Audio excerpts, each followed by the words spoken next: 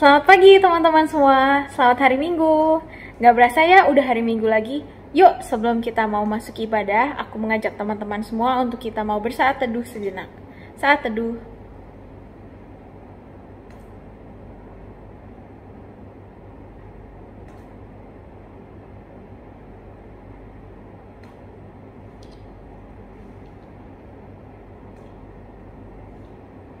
Amin.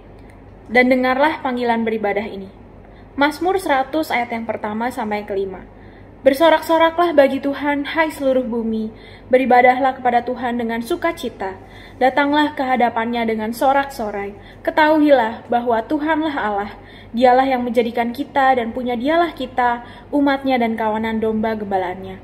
Masuklah melalui pintu gerbangnya dengan nyanyian syukur. Ke dalam pelatarannya dengan puji-pujian. Bersyukurlah kepadanya dan pujilah namanya. Sebab Tuhan itu baik, kasih setianya untuk selama-lamanya, dan kesetiaannya tetap turun-temurun. Aku mau mengajak, karena Tuhan itu baik, aku mau ngajak teman-teman untuk kita mau menaikkan sebuah pujian oleh karena kemurahan Tuhan. Biarlah kiranya lagu ini sungguh menjadi isi hati kita, bahwa sungguh-sungguh oleh hanya karena kemurahan Tuhan dan kebaikan Tuhan, kita boleh ada sampai hari ini. Yuk kita sama-sama nyanyikan ya, karena kemurahan Tuhan.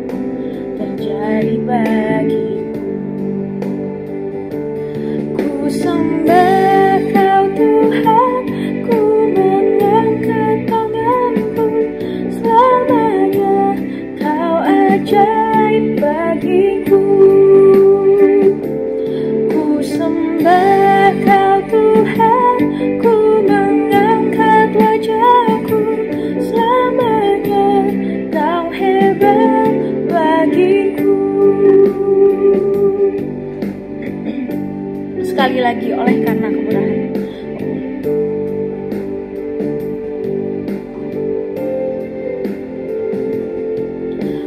Oleh karena kemurahan Tuhan, ku ada sampai hari ini. Oleh karena kebaikan Tuhan, janjimu terjadi bagiku. Ku sembah Kau Tuhan, ku sembah Kau Tuhan, ku mengangkat tanganku. Selamanya Kau ajaib bagiku. Ku sembah Kau Tuhan, ku mengangkat wajahku. Selamanya Kau hebat bagiku.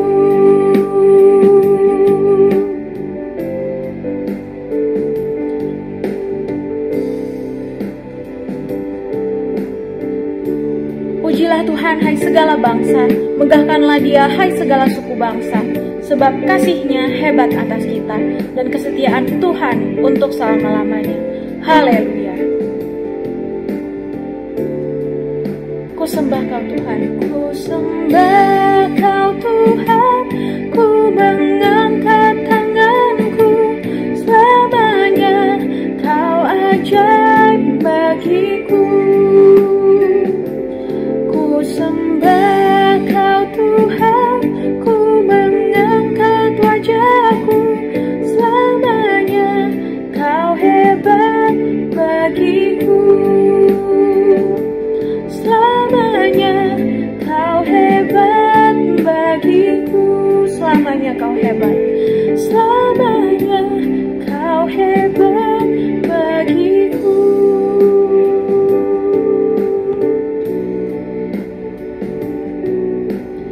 Mari saat ini aku mengundang teman-teman kembali menundukkan kepala sejenak?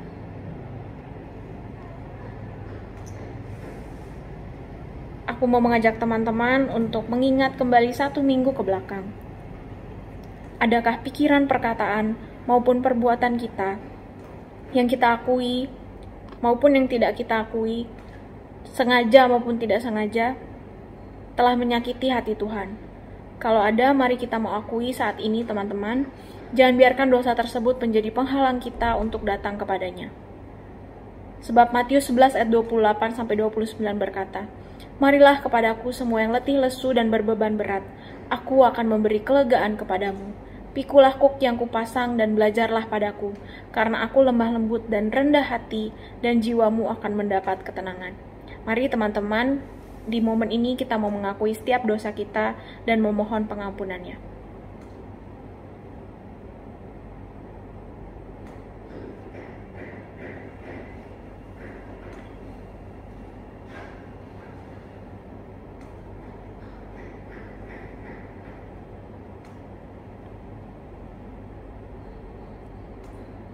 Mari kita berdoa. Ya Tuhan, ini kami ya Bapa. Kami datang kepadamu membawa hati kami yang hancur. Engkau tahu setiap pergumulan dan segala dosa yang ada di hati kami yang terdalam sekalipun. Ampunilah ya Tuhan. Kalau sekarang kami ingin kembali memuji dan meninggikan nama-Mu, layakanlah kami ya Bapa untuk menjadi penyembah-penyembah-Mu yang setia. Kami memohon pimpinan-Mu selama ibadah ini dari awal, pertengahan, hingga akhirnya. Biarlah hanya Engkaulah yang beracara di tengah-tengah kami, hanya di dalam satu nama Tuhan kami Yesus Kristus. Kami bersyukur dan kami berdoa. Amin. 2 Korintus 5 ayat 17-19a berkata, "Jadi siapa yang ada di dalam Kristus, ia adalah ciptaan baru. Yang lama sudah berlalu, sesungguhnya yang baru sudah datang. Dan semuanya ini dari Allah yang dengan perantaraan Kristus telah mendamaikan kita dengan dirinya, dan yang telah mempercayakan pelayanan perdamaian itu kepada kami. Sebab Allah mendamaikan dunia dengan dirinya oleh Kristus dengan tidak memperhitungkan pelanggaran mereka. Janganlah takut sebab aku menyertai engkau." Yesaya 41 ayat 10. "Janganlah bimbang sebab aku ini Allahmu. Aku akan meneguhkan, bahkan akan menolong engkau. Aku akan memegang engkau dengan tangan kananku yang membawa kemenangan." Yes, Allah kita adalah Allah yang memelihara dan sanggup melakukan segala perkara. Mari dengan sikap antusias dan penuh semangat, kita mau memuji dan memuliakan Tuhan kita. Aku mau mengajak kita menyanyikan sebuah lagu, Allah Sanggup.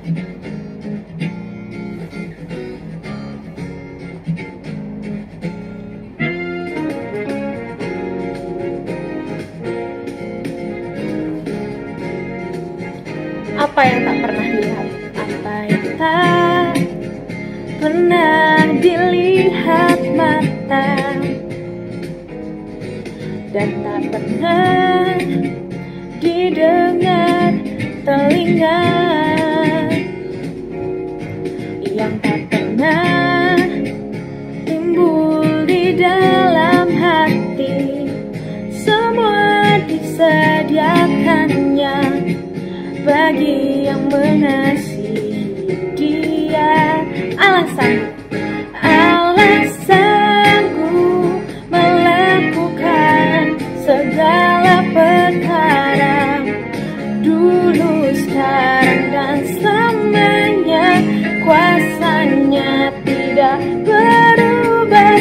Allah sanggup melakukan segala perkara, dulu, sekarang, dan selamanya. Kuasanya tak berubah.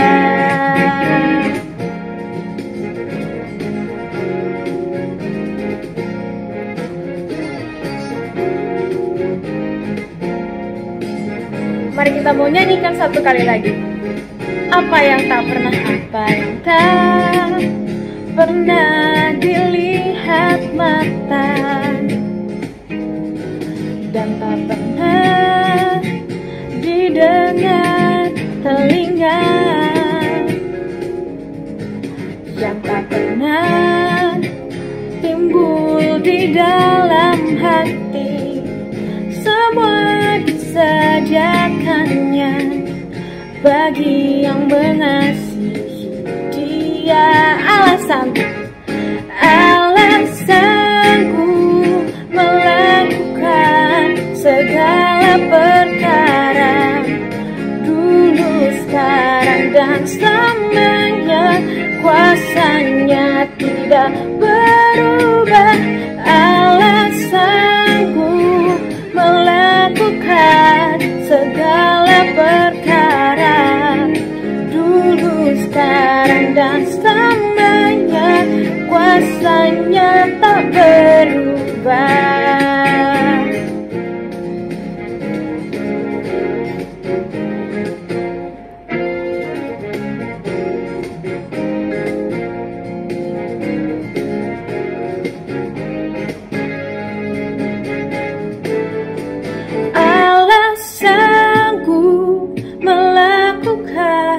Segala perkara, dulu, sekarang, dan selamanya. Kuasanya tidak berubah. Allah sanggup melakukan segala perkara, dulu, sekarang, dan selamanya. Kuasanya tak berubah. Dulu, sekarang, dan selamanya. Dulu, sekarang, dan selamanya. Dulu, sekarang, dan selamanya. Kuasanya tak berubah. Kita mau beri syukur kita kepada Allah kita.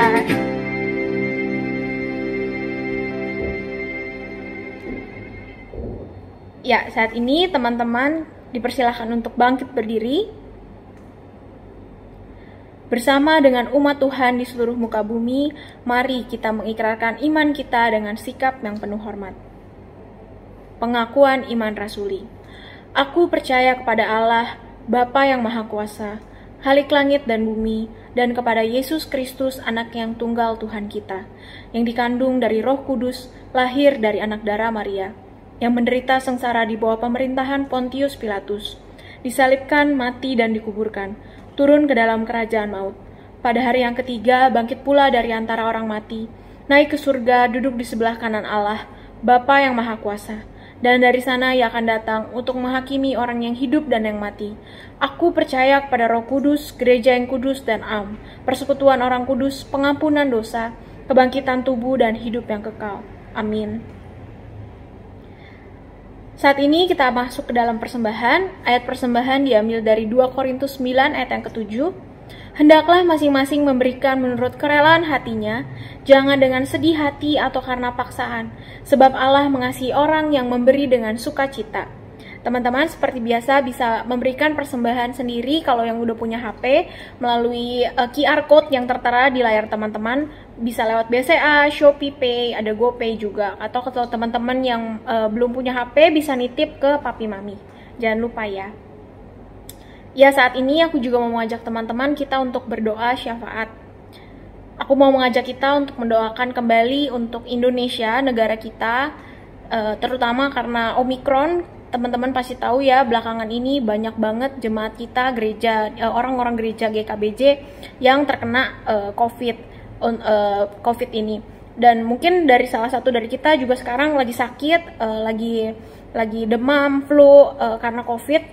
Mari sama-sama kita mau mendoakan teman-teman kita yang teman-teman tahu namanya siapa, boleh sebutin di dalam doa. Kita berdoa menyerahkan semuanya biarlah untuk pemulihan, untuk proses pemulihan, untuk obat-obatan, vitamin, pertolongan yang didapatkan semuanya bisa memulihkan teman-teman semua. Dan berdoa juga menyerahkan untuk kesemangat ya, jadi biar walaupun lagi sakit, mikirnya jangan yang melo-melo, tapi tetap semangat untuk cepat, pasti kalian cepat sembuh. Yuk kita mau berdoa sama-sama, kita buka suara ya. Ya Tuhan Allah Bapa kami di surga, saat ini Tuhan kami bersatu berdoa menyerahkan untuk teman-teman kami yang sedang mengalami COVID. Tuhan kami percaya Engkau yang memegang kendali atas hidup kami, Engkau yang boleh pimpin pemulihan untuk setiap obat-obatan, vitamin, makanan, minuman Tuhan yang kami konsumsi, biarlah itu semoga semua untuk memulihkan kondisi tubuh kami. Tuhan, berdoa juga jika ada dokter atau perawatan yang dipakai, semoga semuanya itu bisa membantu kami untuk menjadi lebih pulih. Berdoa juga menyerahkan untuk keluarga kami yang kami nggak bisa sebutin satu-satu. Berdoa juga menyerahkan untuk teman-teman kami juga yang masih sehat dan mungkin takut karena COVID. Tuhan, kami menyerahkan semua kekhawatiran kami, ketakutan kami ke dalam tangan Tuhan. Biarlah Tuhan yang memegang kendali, Engkau yang kami boleh senantiasa bersandar kepada Tuhan. Sungguh menyerahkan Tuhan di dalam masa pandemi COVID ini. Biarlah kami boleh semakin berpegang kepada Tuhan, semakin hari lepas hari kami boleh semakin mendekat kepada Tuhan. Dan biarlah saatnya nanti ketika pandemi ini sudah selesai, kami percaya Tuhan, janjimu, rencanamu akan indah pada waktunya. Sungguh Bapa, kami menyerahkan semua ke dalam tangan Tuhan. Hanya di dalam nama Tuhan Yesus Kristus kami berdoa dan mengucap syukur. Amin. Ya, saat ini kita juga mau menyanyikan sebuah lagu lagi, yaitu Firman-Mu pelita bagi kakiku. Biarlah lagu ini bisa membawa kita untuk mempersiapkan hati kita untuk mendengarkan firman Tuhan. Yuk kita sama-sama mau menyanyikan lagu ini ya.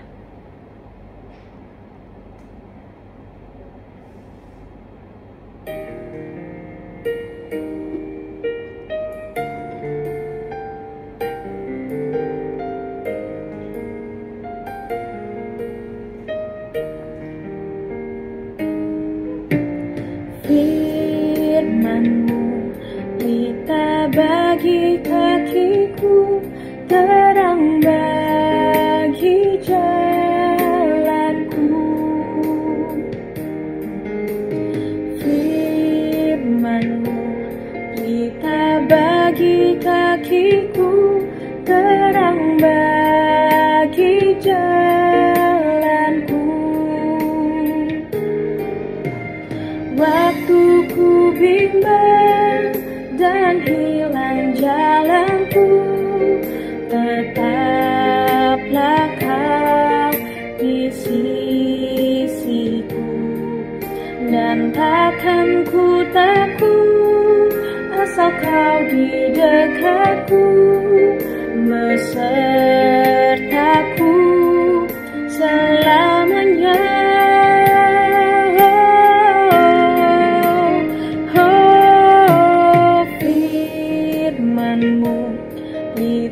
Bagi kakiku, terang bagi jalanku. Firman-Mu pelita bagi kakiku, terang bagi jalanku. Waktu ku bimbang dan hilang jalanku, tetaplah Kau di sisiku, dan takkan ku takut asal Kau di dekatku, besertaku selamanya.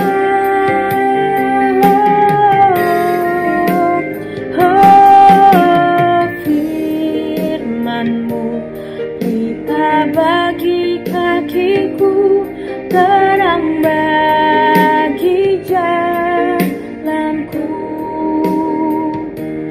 terang bagi jalanku, terang bagi jalanku. Firman Tuhan akan dibawakan oleh Lausa Mingming. Selamat mendengarkan firman Tuhan. Hai, hola, selamat pagi teman-teman, atau selamat siang teman-teman. Senang banget, bersyukur banget kita pada hari ini boleh sama-sama kembali akan mendengarkan firman Tuhan. Teman-teman harus terus ingat ya, kalau bisa mendengarkan firman Tuhan, bisa beribadah, itu merupakan salah satu kesempatan dan anugerah terbesar yang boleh kita terima. Maka dari itu, jangan lupa kalau kita lagi beribadah, kalau kita lagi mau mendengarkan firman Tuhan, kita benar-benar siapkan hati, siapkan pikiran, siapkan diri kita sungguh-sungguh belajar firman Tuhan. Oke, hari ini kita akan sama-sama belajar dari salah satu kitab Injil, ya masih sama sebenarnya sama minggu-minggu sebelumnya. Kita masih ada di kitab Matius dan hari ini kita akan sama-sama belajar dari Matius pasal 19 sampai 23. Oke, tema besar kita pada hari ini adalah tentang otoritas Mesias. Mesias kita adalah Yesus Kristus. Jadi bisa juga dibilang otoritas Yesus Kristus. Nah, sebelum membahas lebih dalam lagi tentang firman Tuhan pada hari ini, aku mau tanya dulu nih, teman-teman, apakah pada tahu otoritas itu apa? Jangan-jangan ada yang masih kayak loading, otoritas itu apa? Oke, untuk menjawab kebingungan kalian mungkin, atau mungkin juga udah ada yang tahu ya, aku rasa ada beberapa yang udah belajar nih arti kata otoritas di sekolah. Contoh kayak otoritas kepala sekolah, otoritas guru, otoritas orang tua. Nah, kalian udah bisa menerka-nerka kira-kira itu berkaitan dengan hal apa. Jadi bisa dibilang otoritas itu bahasa lainnya, kata lainnya adalah kekuasaan atau kewenangan. Jadi itu merupakan suatu kewenangan yang diberikan kepada seorang otoritas untuk misalnya melakukan suatu hal tertentu atau memerintahkan suatu hal tertentu. Nah, itu yang dinamakan otoritas. Jadi adanya wewenang gitu. Kalau wewenang kalian tahu lah ya, yang berkuasa. Kayak kepala sekolah berotoritas di sekolah, orang tua berotoritas atau berkuasa di rumah. Nah, itu sebagai salah contohnya. Nah, saat ini kita mau lihat nih otoritas dari Mesias atau Tuhan Yesus.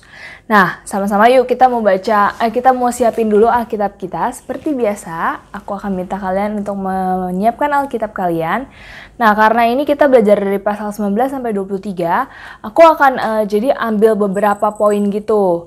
Dan sebenarnya yang mau aku bahas lebih paling dalam itu maksudnya lebih fokus di pasal 21 ayat 23 sampai 27 yang berbicara tentang pertanyaan tentang kuasa Yesus. Nah, otoritas bisa juga lah ya kita dengan pakai kata kuasa gitu.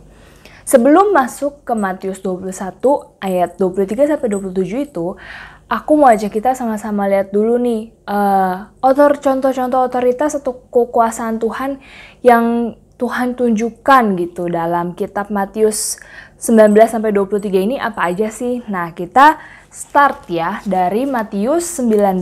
Ayo silahkan dibuka teman-teman, Matius 19. Jadi kalau kita ke Matius 19 ayat 1 sampai 12 itu berbicara tentang perceraian. Nah, di sana itu ceritanya Kristus berdebat dengan kaum Farisi mengenai perceraian. Dan pada kisah itu, Yesus itu berdiri sebagai penafsir yang berdaulat, atau bisa dibilang di sini Yesus menunjukkan otoritasnya atas hukum Musa, di mana Yesus tuh secara berdaulat menafsirkan hukum Musa mengenai perceraian. Dan ya sesungguhnya Yesus itu sendiri juga Allah penggenapan dari hukum Musa, dari hukum yang dia tafsirkan itu. Nah, kita bisa lihat ya ketika Yesus berdebat dengan orang Farisi, Yesus menunjukkan kedaulatannya atau otoritasnya atas hukum Musa. Ini contoh satu. Lalu di Matius 20 ayat 17 sampai 19 tentang pemberitahuan ketiga tentang penderitaan Yesus. Ini adalah judul perikopnya. Di sana kita bisa lihat, coba yuk sama-sama kita buka ya, Matius 20 ayat 17 sampai 19. Nah, di sana kita bisa lihat gimana Yesus tuh terus-menerus menyatakan atau meramalkan tentang kematian dan kebangkitannya kelak. Jadi selama pelayanannya kalau teman-teman baca, Yesus tuh sering menyatakan, kalau menceritakan tentang kematian dan kebangkitan dia sebagai anak manusia. Nah, ini merupakan bukti otoritas kenabian Yesus yang luar biasa. Karena kita bisa lihat ya, Yesus bisa meramalkan kematian dan kebangkitannya, dan dia sering gitu menyatakan dalam pelayanan dia. Terus kalau kita maju lagi ke Matius 20 ayat 20 sampai 28 tentang cerita permintaan Ibu Yohanes dan Yakobus yang meminta kepada Yesus agar kedua anaknya itu bisa duduk di sebelah kiri dan kanan Yesus ketika nanti dia memerintah. Kita bisa lihat respon Yesus. Yesus itu tidak menyangkal pemerintahannya di masa yang akan datang. Tapi sebaliknya, Yesus tuh menjelaskan kalau Bapa yang akan menentukan siapa yang akan duduk di sebelah kanan dan kirinya. Nah, kita bisa lihat nih dari sini kalau Yesus tuh memiliki otoritas yang unik. Sebab Bapa sendirilah yang sudah memberikan kerajaannya itu kepadanya. Karena kelak juga Yesus yang akan memerintah. Dan keunikan dan otoritas khusus ini yang membedakan Yesus dari muridnya. Dan teman-teman tapi perlu ingat juga ya, mungkin kita bisa lihat nih beberapa kali otoritas atau kedaulatan Kristus ketika dia menjalankan pelayanannya. Tapi kita harus tetap ingat kalau ketika Yesus menceritakan tentang atau menyatakan dirinya, menunjukkan otoritasnya, Yesus tuh juga menasihatkan para murid-muridnya atau para rasul untuk tidak memperbudak orang lain ketika mereka memegang otoritas. Ya kita juga tahu ya, ketika Yesus naik ke surmati dan akhirnya bangkit naik ke surga, kan para muridnya yang melanjutkan pelayanannya, mereka yang diberikan kuasa. Nah, Yesus dari zaman pelayanannya pun dia tuh udah menasihatkan dan mengingatkan terus kepada para rasul, pada para murid, kalau mereka tidak boleh memperbudak orang lain ketika mereka memegang otoritas atau mereka sudah berkuasa. Tapi sebaliknya mereka harus ingat kalau mereka itu harus melayani satu sama yang lain. Mereka harus rendah hati. Kalau teman-teman lihat di pas ayatnya ke-28, Matius 20 ayat 28, di situ Yesus berkata, sama seperti anak manusia, yaitu Yesus itu sendiri, datang bukan untuk dilayani, melainkan untuk melayani dan untuk memberikan nyawanya sebagai tebusan bagi banyak orang. Nah, ini adalah salah satu poin yang mau di-highlight Tuhan Yesus kepada para rasul untuk ingat jangan pernah memperbudak orang lain, menganggap diri lebih tinggi atau superior ketika para murid atau rasul sudah memegang otoritas. Nah, itu merupakan beberapa contoh-contoh otoritas yang bisa kita lihat dari Matius 19 sampai 20. Sebenarnya banyak, cuma ini aku ambil beberapa poin aja karena pasti nggak akan sempet lah untuk dibahas satu persatu. Aku cuma pengen kasih tahu kalian beberapa contoh otoritas dari Yesus Kristus. Nah, lalu kalau lanjut lagi juga ada nih kisah di Matius 21. Kisah tentang Yesus menyucikan bait Allah. Nah, di sana kita lihat Yesus juga menunjukkan otoritasnya ketika dia marah, dia mengusir semua orang yang berjual beli di halaman bait Allah. Terus juga Yesus mengutuk pohon ara. Jadi Yesus tuh mempunyai kuasa untuk mengutuk pohon ara. Nah, pohon ara di sini itu sebenarnya menggambarkan bangsa Israel. Dan perlu diingat, Yesus tuh mengutuk pohon ara yang digambarkan sebagai bangsa Israel itu bukan karena mereka tidak menghasilkan buah, tapi ini merupakan salah satu ramalan atau kayak ya ramalan di kedepannya gitu kalau bangsa Israel itu akan mengalami kehancuran, di mana itu terjadi ya kehancuran Yerusalem gitu. Nah, dari beberapa contoh otoritas yang Yesus lakukan selama pelayanannya, akhirnya sampailah di pasal Matius 21 ayat 23 sampai 27 yang mau aku gali lebih dalam nih. Ketika adanya pertanyaan-pertanyaan dari para imam-imam dan pemimpin agama tentang kuasa atau otoritas Yesus yang Yesus lakukan selama ini. Jadi kita mulai dari ayat 23 ya. Di ayat 23 itu muncul pertentangan antara imam-imam sama imam-imam, pemimpin agama dengan Yesus. Mereka tuh mempertanyakan, siapakah sebenarnya yang mengangkat Yesus menjadi otoritas dalam agama Yahudi? Jadi itu mereka biasa ya, kayak kita tahu lah ya, imam-imam, pemimpin agama yang gak suka sama Yesus, mereka tuh teruslah mencari-cari kesalahan Yesus dan mempertanyakan segala hal yang Yesus lakukan. Mereka tuh mempertanyakan otoritas Yesus mengenai dari mana dia berhak untuk mengumpulkan banyak orang di bait suci dan akhirnya dia berkhotbah dengan begitu beraninya. Terus dari mana dia berhak mengusir orang pedagang-pedagang di bait suci? Nah, itu yang tadi yang sempat aku bahas ya di Matius 21 ayat 12 sampai 17. Nah, jadi mereka tuh memperdebatkan itu, mempertanyakan hal itu kepada Yesus. Nah, sebelum kita bahas tentang apa respon Yesus, aku mau kasih tahu ke kalian dulu faktanya gitu. Sebenarnya dari mana emangnya otoritas Yesus itu? Jadi teman-teman, kita semua harus mengingat ya, Yesus, Mesias, itu tidak punya otoritas kalau bisa dibilang tidak diangkat secara resmi. Jadi tidak ada tuh pemimpin agama yang mengangkat dia.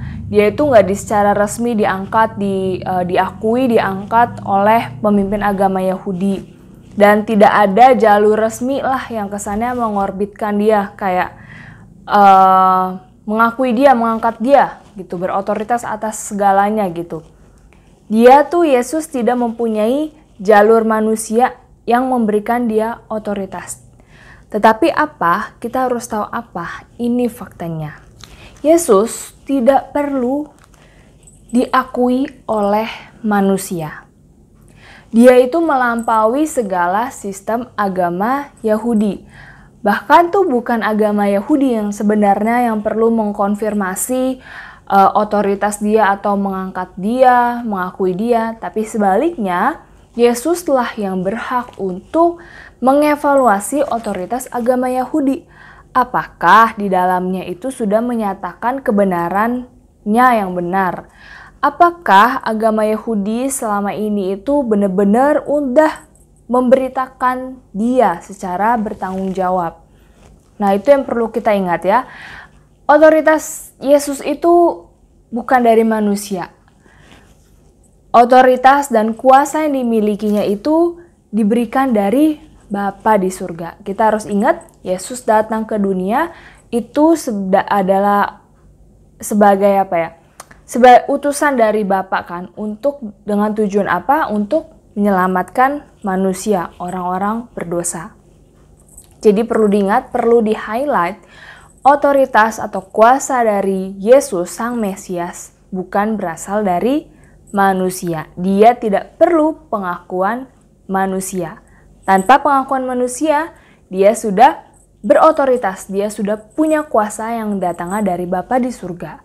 Itu ya, ingat satu kenyataan, satu fakta itu. Oke.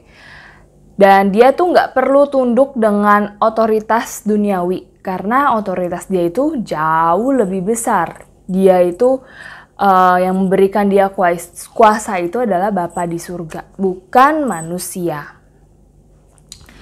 Oke, itu adalah faktanya dulu yang aku mau sharekan ke kalian. Baru kita balik lagi ke ceritanya, bagaimana Yesus merespon pertanyaan imam-imam dan para petua-petua agama. Jadi, aku selalu suka bagaimana Sang Mesias, bagaimana Tuhan Yesus itu menjawab segala pertanyaan, hal-hal yang berusaha untuk menjatuhkan dia ya. Yesus tuh sangat bijak, kalau aku bilang, wah sangat, aku pengen gitu bisa bijak seperti Tuhan Yesus. Tuhan Yesus menjawabnya dengan memberikan pertanyaan kembali ke imam-imam dan pemimpin agama. Sebenarnya pertanyaan ini bisa dibilang sebagai teguran buat mereka gitu. Yesus tuh bertanya kepada mereka, bagaimana dengan otoritas baptisan Yohanes Pembaptis? Jadi kalian tahu kan ya, Yohanes Pembaptis yang membaptis orang, termaksud yang membaptis Tuhan Yesus juga. Tuhan Yesus kembali bertanya, dari mana kuasa atau otoritas Yohanes Pembaptis? Kalau boleh dijabarin, dari mana otoritas pelayanannya? Dari mana hak untuk membaptis orang? Dan dari mana hak untuk menjadi suara yang berotoritas bagi orang-orang Israel? Jadi bisa dibilang teman-teman, dulu pada zaman itu, pada masa itu Yohanes Pembaptis itu disukai banyak orang lah, banyak pendengarnya. Yohanes Pembaptis itu salah satu orang yang mempunyai dampak lah pada zaman itu. Karena dia juga yang melakukan baptisan kan.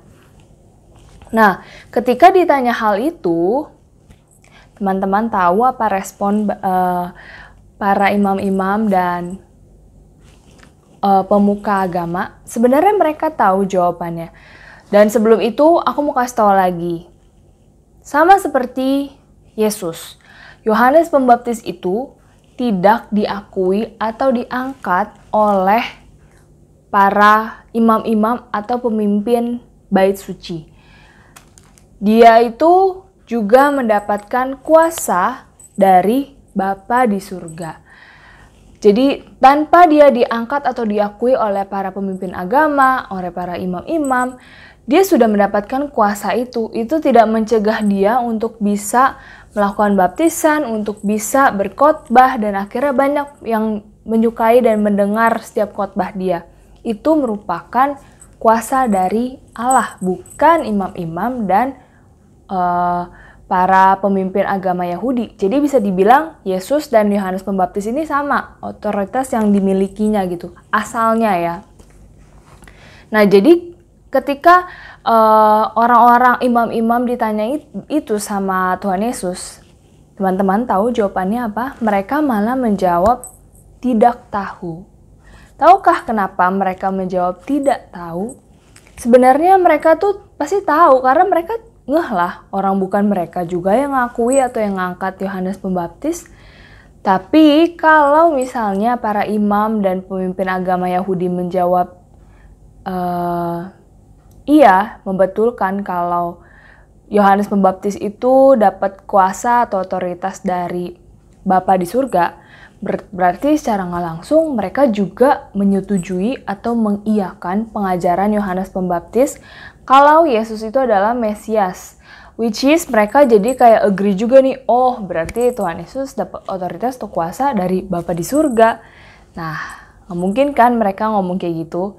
Tapi kalau mereka jawab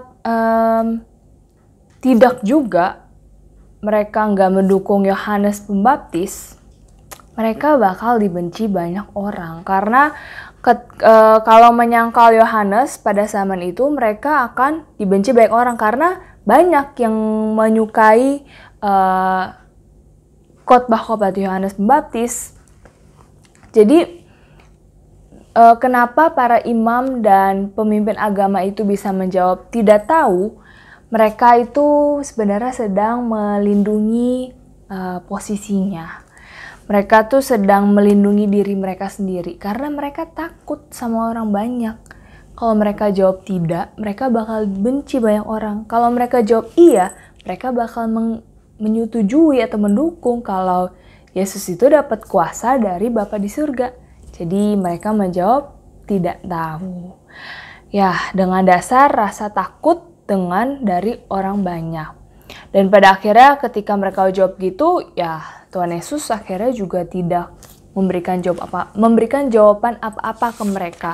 Karena menurut Tuhan, mereka itu tidak berhak untuk mendapatkan jawaban Yesus. Karena mereka tidak layak menjadi murid kebenaran.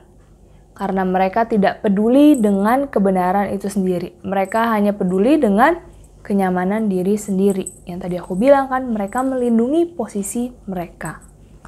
Nah, dari kisah ini kita bisa belajar ya, kita bisa lihat gitu, gimana si para pemimpin imam-imam dan orang Yahudi itu melakukan sesuatu karena mereka takut sama manusia, bukan karena takut sama Tuhan, bukan karena dia tahu gitu Tuhan Yesus itu berotoritas dan otoritasnya itu datangnya dari Bapa di surga.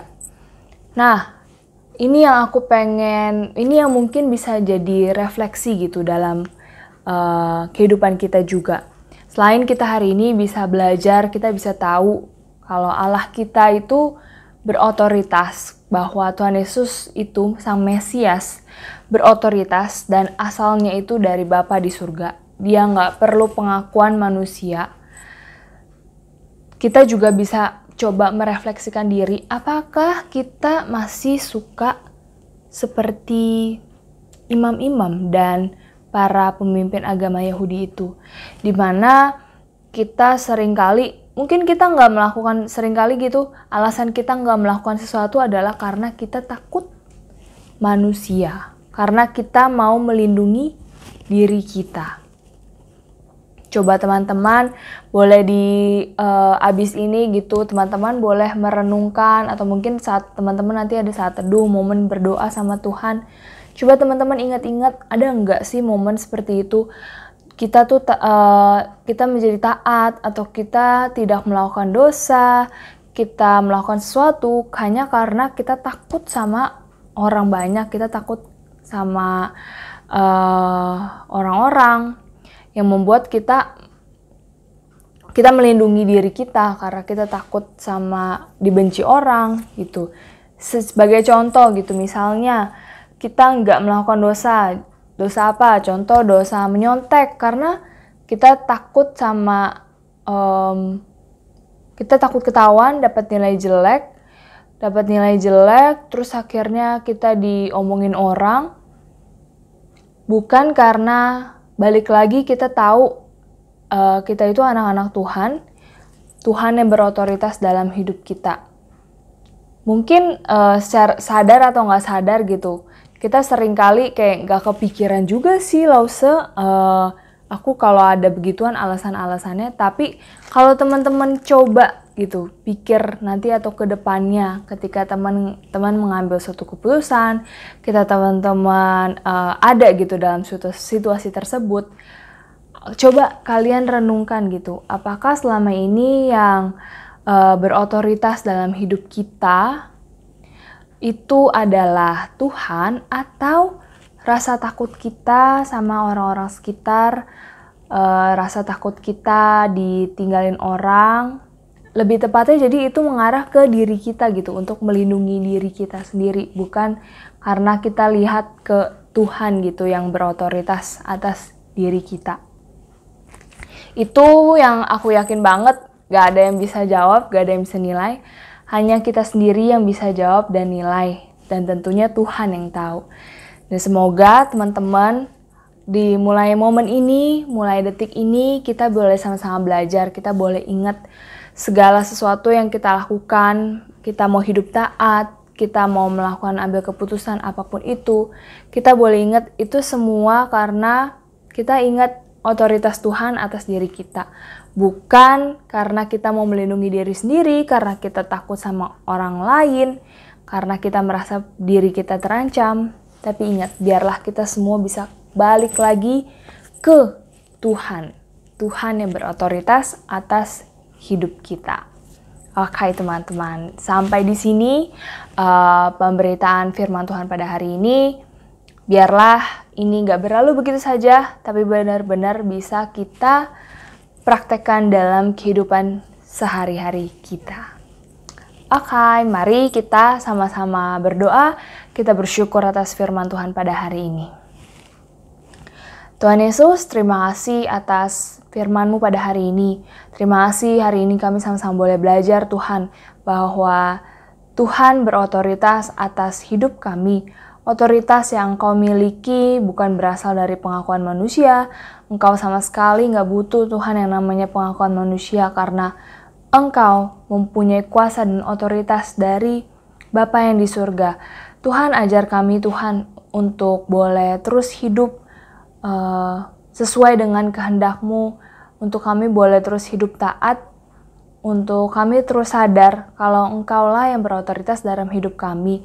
Bukan kami egois dengan diri kami sendiri, kami melindungi diri kami sendiri karena kami takut dengan orang-orang sekitar atau takut dibenci atau apapun itu Tuhan yang yang mungkin bisa menghilangkan kenyamanan hidup kami.